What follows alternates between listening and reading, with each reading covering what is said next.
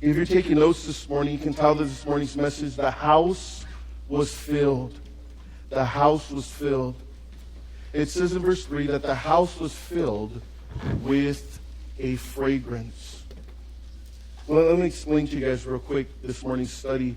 About a few months ago, I was reading through this passage, and as I was reading, I felt like there was a little something that the Lord was ministering to my heart concerning worship, concerning people coming to the house of God, concerning people like you and I gathering together and having church and asking Jesus to be in our midst. And so I shared it with Leo, just this little thing that the Lord had been ministering to my heart. And just recently, Leo brought it up, and he said, hey, remember that thing about Jesus and the fragrance and the scent? And he said, I think you need to develop that into a Bible study. You know, I think the thought was really good, and it's something that we need to hear. And so over the last couple of weeks, I've been, kind of crafting it, developing it, and having it be a Bible study. And so that's kind of how we got to John chapter 12 this morning. And like I said, we'll be back in Romans chapter 3 next Sunday morning. The house was filled with a fragrance. The house was filled with a scent. Obviously, we know out of all the human senses, one of the most powerful, one of the strongest senses is the sense of smell. There are just certain smells. There are just certain places that we've been, certain places that we go, certain places that we walk by where you're just like, man, it smells so good. You could be somewhere completely different, and all of a sudden, right in the midst of a moment, you would say to yourself, man, I wish I was there because of the smell. How many of you guys know what I'm talking about, right? We've all been there before. How many of you guys live in Gardena? A few of you, a couple of you might live in Gardena. If you live in Gardena, if you ever go down Vermont, right around Gardena Boulevard, you pass by Pollo a la Brasa. How many of you guys ever driven past that place? I mean, this place is smart. You don't even have to get out of your car. If you just happen to drive by with your window even down, I mean, all of a sudden there is this smell, this scent that El Pollo Loco cannot duplicate. El Pollo Inca cannot duplicate. Any other pollo out there, they cannot duplicate this thing. I mean, it is just the most powerful, wonderful, beautiful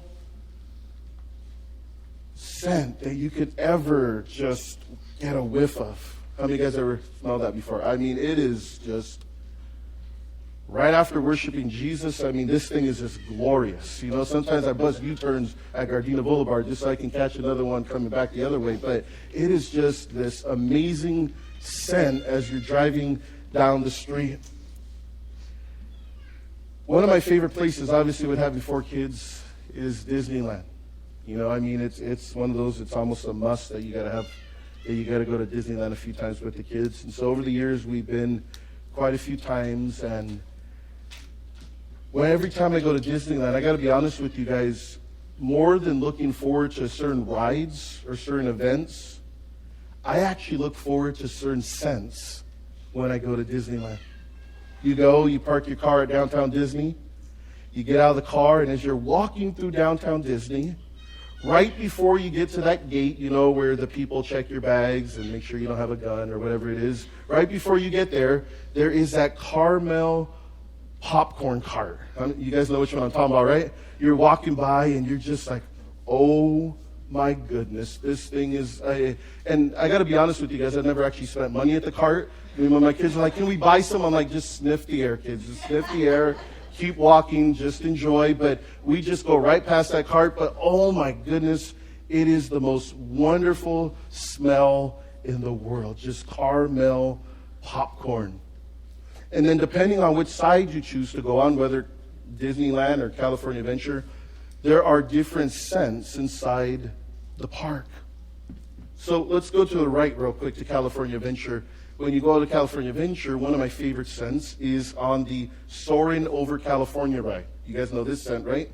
As you're sitting there, you're flying, soaring over California, And all of a sudden, you're going over that field, and right behind you, they have this little spray that they just a little tiny perfume, and it's just this beautiful orange citrus smell, and you're just like, man, this is just the most wonderful, greatest ride on earth. And I literally can go on that ride over and over again.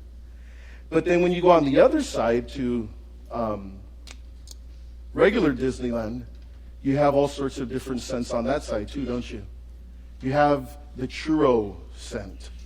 You know, you walk by that thing. This one in particular, I actually do stop at. When the kids ask for some, I say no, but Daddy will spend the $3 on himself. But and so Daddy must have a churro, and so you walk by, the scent of the Disneyland churro. It's just the most beautiful thing. And then you go by some of the other carts. You have the big old fat turkey leg cart. You guys know that one. And there's just a certain smell. I mean, I'm not a big fan of turkey, but some people like that particular scent. You go down Main Street. Do you guys know that at Main Street they actually have these scentalizers or whatever they're called that purposely spray different scents as you're walking through Main Street, trying to draw you in to some of the different stores that are there? And then you go by the tiki room. You guys know the tiki room with the different birds. As you go by the tiki room, just the smell. Anybody know what smell this is? Pineapple. They have that pineapple dole thing. You guys know what I'm talking about? You're just walking by and you're like, oh my goodness, this is just the most beautiful, wonderful scent. The scent of pineapple. And then I read, check this out. Some of you are like, where is he going? Can we get back to the Word? Can we talk about Jesus? We will in just a minute. Talk about Disneyland, though. Up on the screen real quick, they even have these things. Disneyland scented candles, I found out. And so you could literally go online, type in Disneyland scented candles, and whatever your favorite part of the park is, you could literally buy it. That's the churro one. One of these is Soaring Over California. I think the middle one is the pineapple one. But you could literally take these things home, light it up, and you could bring the scent of Disneyland into your home. The reason I'm sharing that with you guys this morning is because scent is a powerful thing.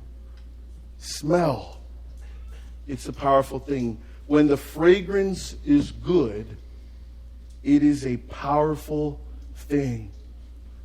In our text here this morning in John chapter 12, there is a scent, we're told, that filled the room. And it's a scent that drew different types of opinions. It is a scent that drew different types of reaction from different people. But it's a scent that when we dig in this morning into our text, we'll discover it was the scent of worship. It was the scent of worship. And so let's pick it up beginning in verse 1 in our text this morning, John chapter 12, verse 1. It says, 6 days before the Passover, Jesus came to Bethany, where Lazarus lived, whom Jesus had raised from the dead. And so we're told in verse 1, 6 days before the Passover. If you don't know, right here in John chapter 12, we are about 6 days, about a week away from the cross. We are right at the beginning of Passion Week, where Jesus is obviously eventually going to go and he's going to die for the sins of humanity. But just a little bit of background, Jesus came to Bethany where Lazarus lived, whom Jesus had raised from the dead. John gives us this little nugget there, this little background to the story, because in the previous chapter, in chapter 11, you guys remember the story, Jesus had actually taken a man who was dead for 4 days and raised him from the dead. And so we're told that, hey, this particular city, Jesus goes to Bethany, and it is the city where Lazarus lived. And I like that little word there, because John is reminding us, hey, there once was a man who was dead. And as we get into verse 2, we're going to notice that because of what Jesus had done in this dead man's life, there was all of a sudden this need for celebration. Look at verse 2 with me. It says here a dinner was given in Jesus' honor. Martha served while Lazarus was among those reclining at the table with him. And so when someone's dead and Jesus comes and raises this man up, I mean, obviously there is a reason for a party. There's a reason for a get-together. There's a reason to come and celebrate in Jesus' honor. What's interesting is we're told that this party, this dinner, was taking place, obviously, at a home. Real quick, just to give you guys a little bit of background into this story, according to Mark chapter 14, Mark tells the same exact story, but he tells us in Mark 14:3 that it was at the house of a man by the name of Simon the leper.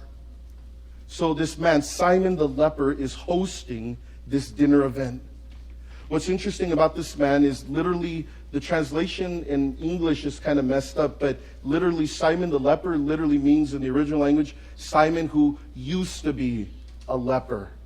So he's not a leper anymore. Obviously, if he was still a leper, he would be living a life of isolation. If you get this man's particular invitation, he's not the type of man where you want to go to his house if he was currently a leper. And so he is a man who was formerly a leper. Now, I want you guys just to think about this with me for a moment. A man who was formerly a leper. I like that.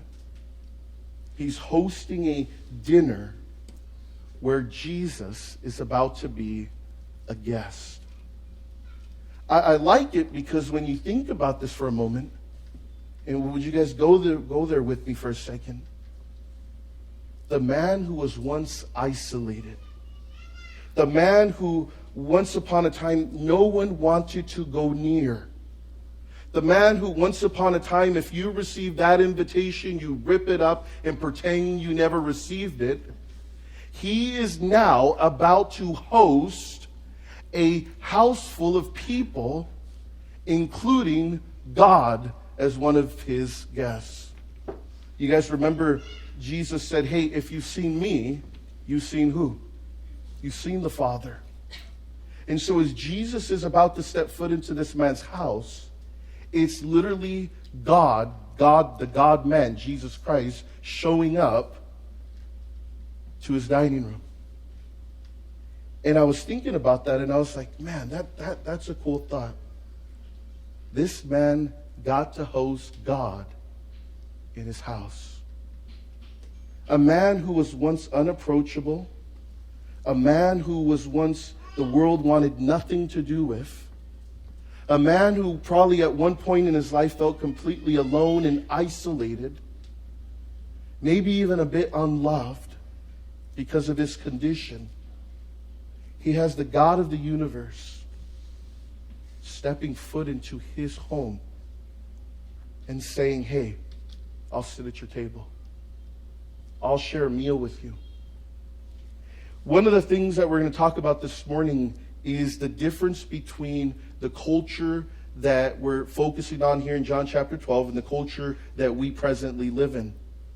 You see, we presently live in a Western culture.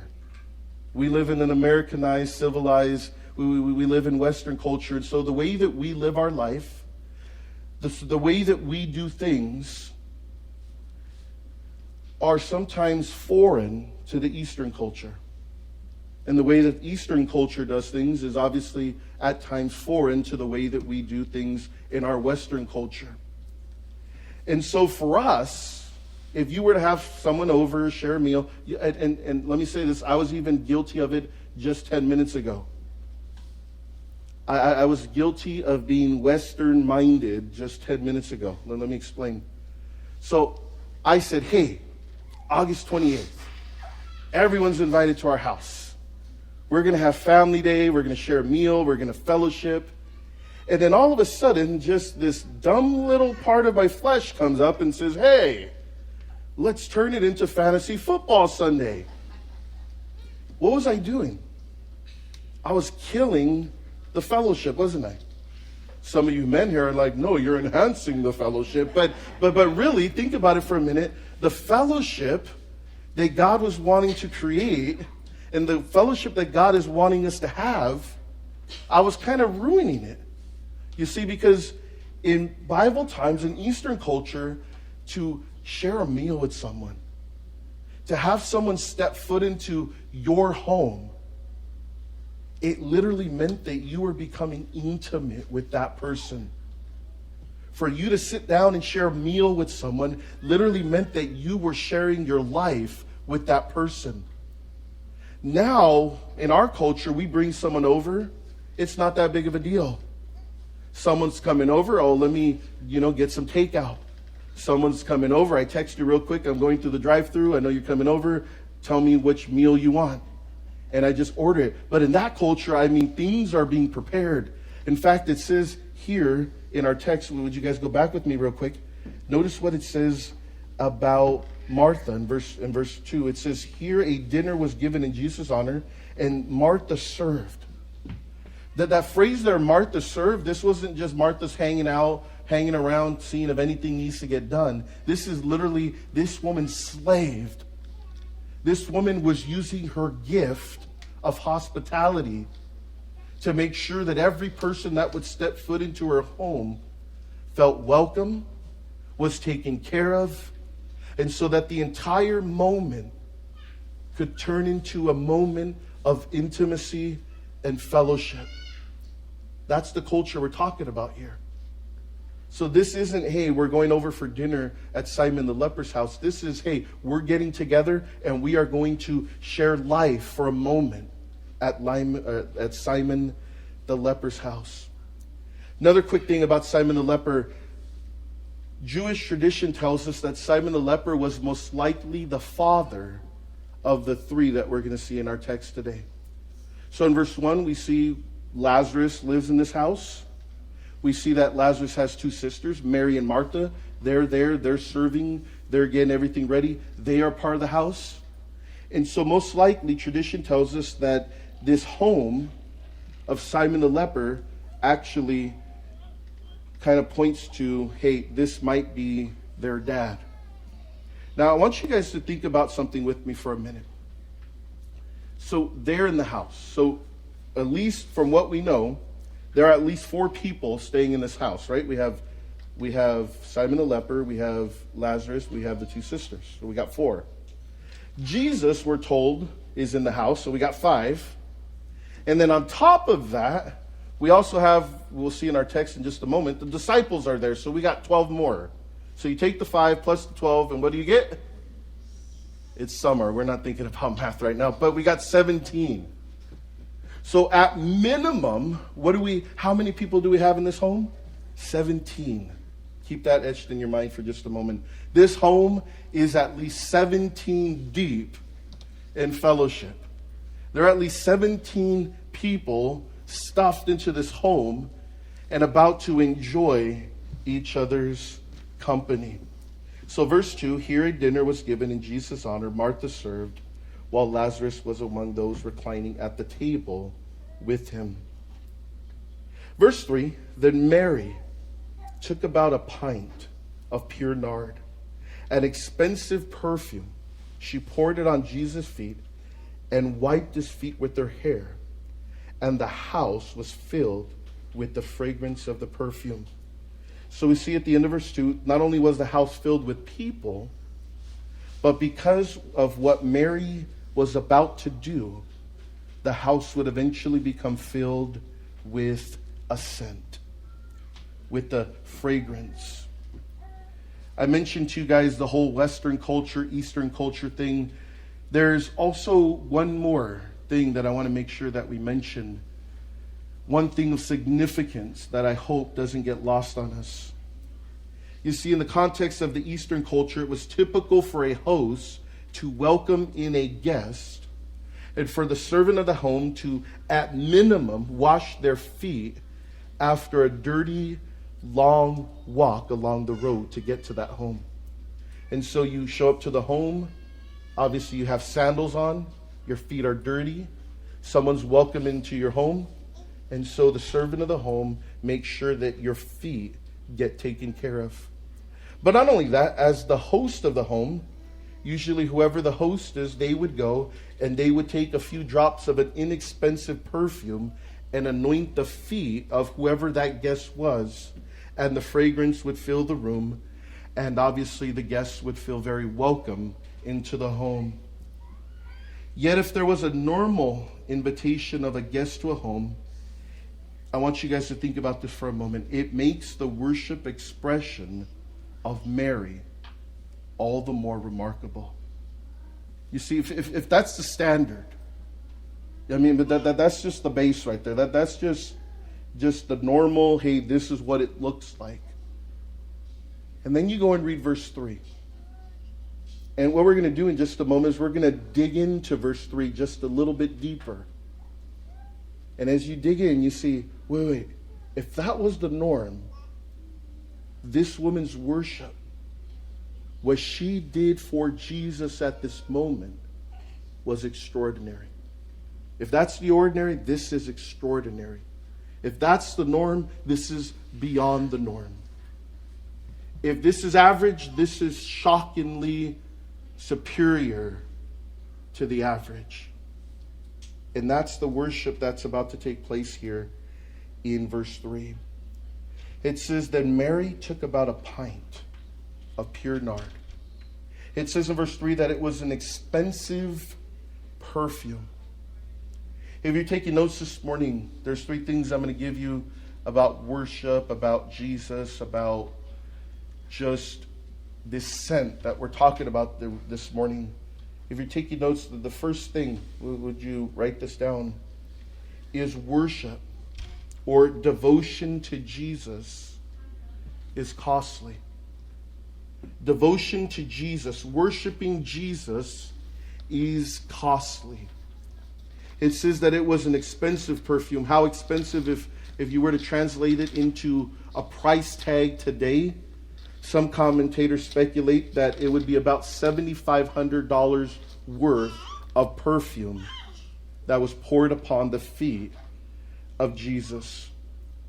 But not only was it valuable or costly or expensive as far as money was concerned, it was also expensive and priceless and invaluable because of what it signified.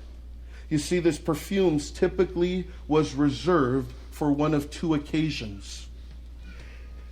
It was either reserved for, a woman would set aside this perfume, this costly perfume, as an offering to the Lord for her dowry in marriage. And so as a young woman receives this perfume, this expensive perfume, it would literally be set aside as an offering for her dowry one day when someone comes and wants to take her hand in marriage. But the second use, sometimes women never made it that far, and so towards marriage, and so sometimes the perfume, the fragrance, was set aside as a fragrance for her body upon her death. And so this expensive perfume, the value of it far outweighed just the money involved here. There was also obviously the significance with this perfume. And so we see, hey, worship, devotion to Jesus, it's costly. How costly was it? Go back with me to verse 3. It says she took it and she poured it on Jesus' feet. She took it and she poured it upon the feet of Jesus. And she wiped his feet after it was poured with her hair. And it said the scent, it was so powerful that it filled the house. The entire place was just filled with this fragrance. Another version of the story in Mark chapter 14, same story, just different perspective. It says that there she came, and this woman, she had an alabaster box of ointment or perfume, which is very precious. Listen to this. It says that she broke the box and she poured it upon him. Same story, just different vantage point. She takes this perfume and she breaks the box. And think about this for a minute. Those of you at Christmas time, I'm not going to ask for a show of hands, but how many of you guys have ever recycled a gift before? Anybody ever recycle a gift? Hey, you're not supposed to embarrass yourself, Angela, but it's all good. All right. But a lot of us have recycled gifts, right? You get something and you're just like, okay, this is okay. I'm going to take it a step further. This is really ghetto. Have any of you ever used the gift, put it back in, wipe that thing off or whatever it is, and then, no, hopefully you've never done that.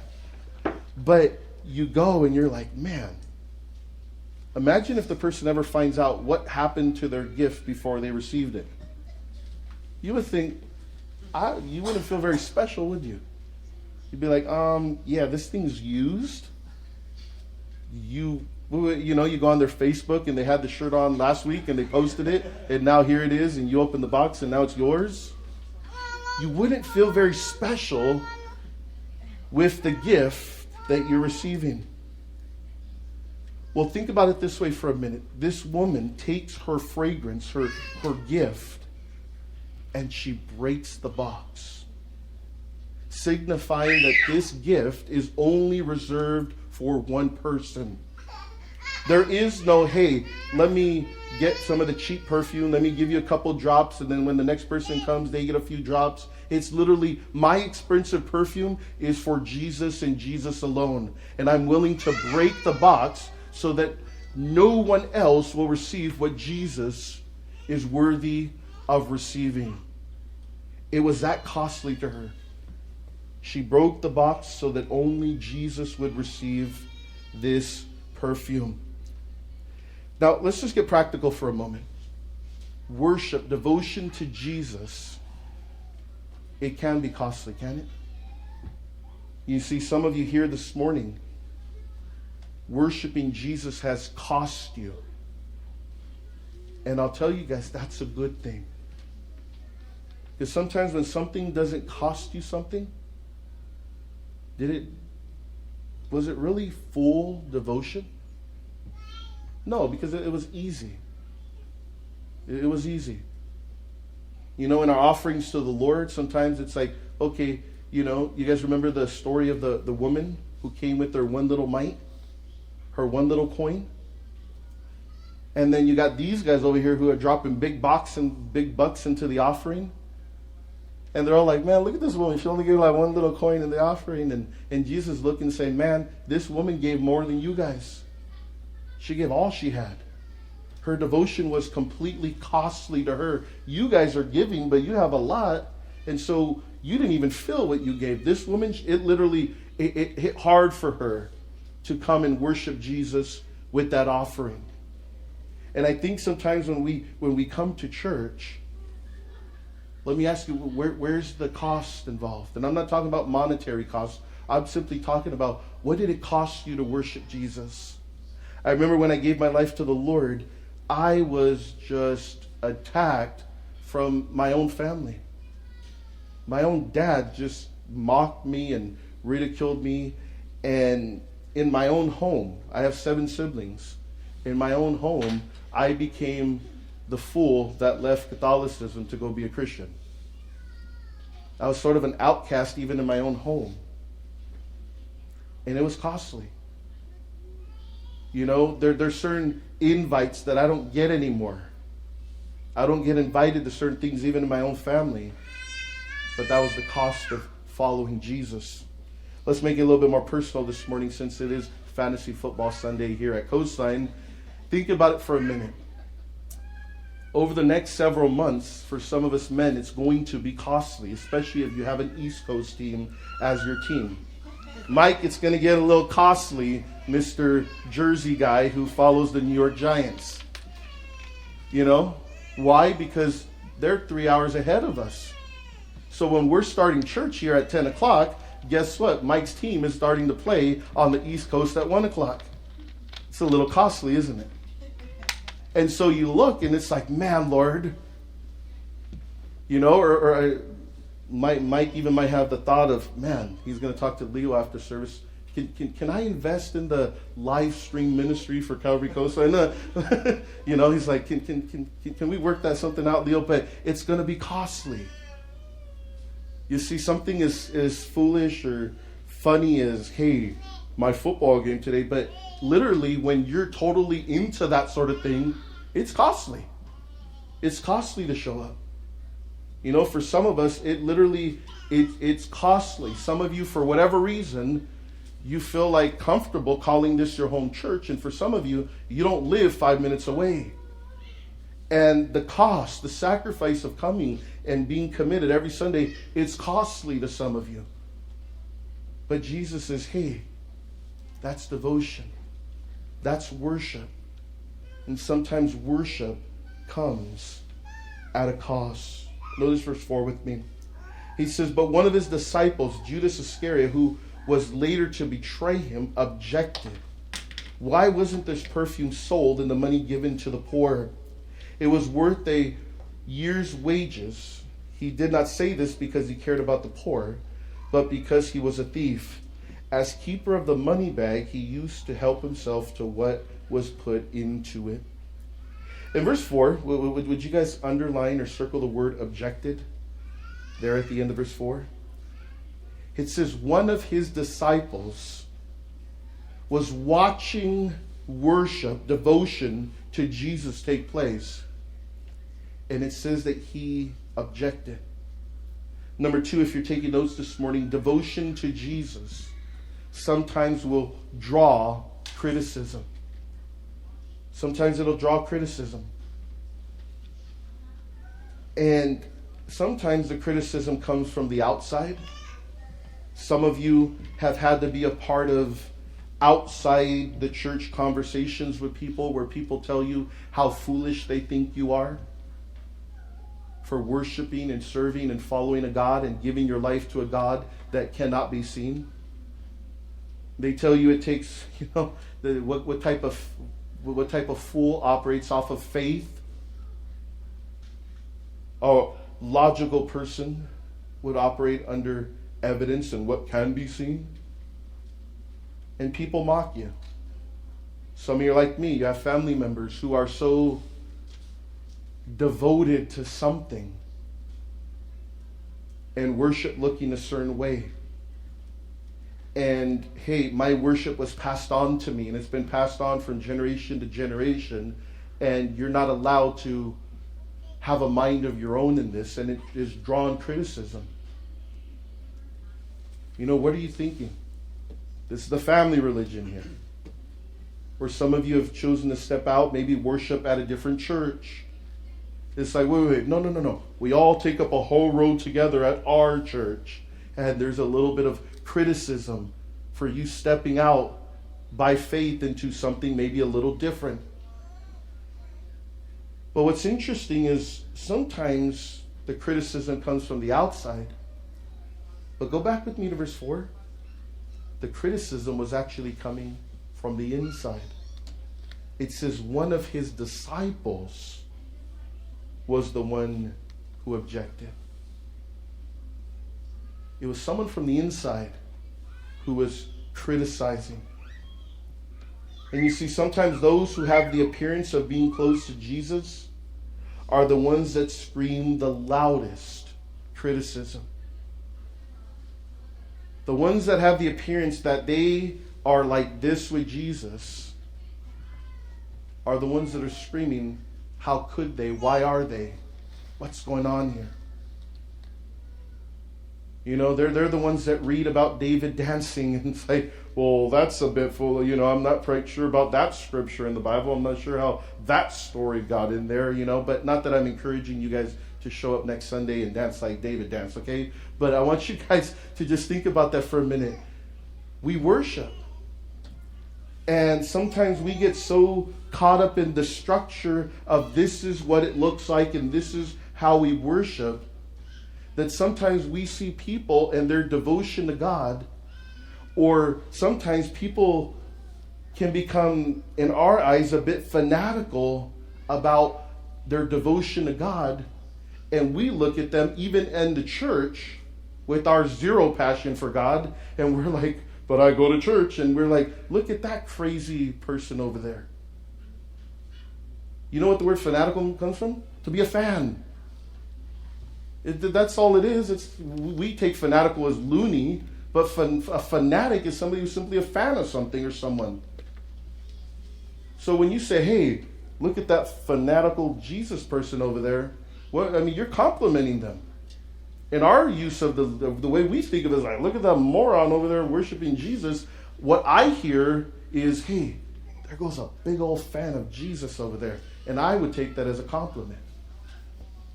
But sometimes it's the inside that starts to criticize. And watch. It's interesting. If you are too caught up in other people's worship, you come to church and you sit there and you're looking around and you're like, man, I can't believe the way they worship, or what are they doing? Or let me ask you a question, why are your eyes open in the first place? How about we get our eyes closed too and worship some Jesus? You know what I mean? It's like, what were your eyes doing open in the first place?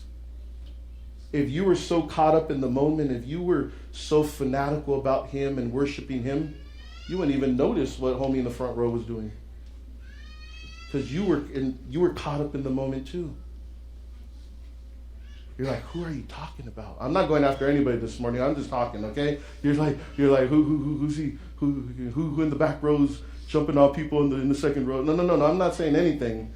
I'm just talking about what I see in the text, okay? So I'm not talking about anyone.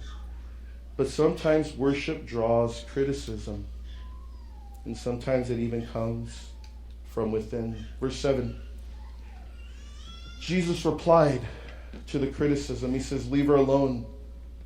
It was intended that she should save this perfume for the day of my burial. You always have the poor among you, but you will not always have me.